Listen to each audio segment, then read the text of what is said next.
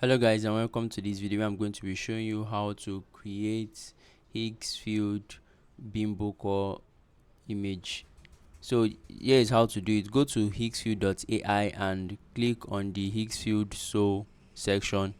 Then you'll be brought to a page. Then you can click on this Bimbocore area and you'll be brought to a page similar to this where you get to create visually appealing high bimbo core images. So all you have to do is to click on the generate, and then you'll be taken to a page where you can actually input your prompt here. So generate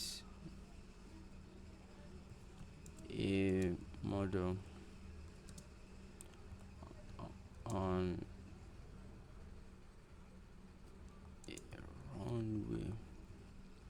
So we can also change the aspect ratio to whatever ratio we want. So we can make it to be 9 to 16 or 16 by 9. I'll just choose whatever we want to choose. So I'll just choose 9 by 16 for TikTok, and then click on the high.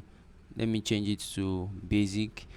So per generation you are allowed one or two, depending. One credit is for basic while two credits are for the high quality one. So once you've done that, just click on generate, and within the next few seconds you will have your image ready for download.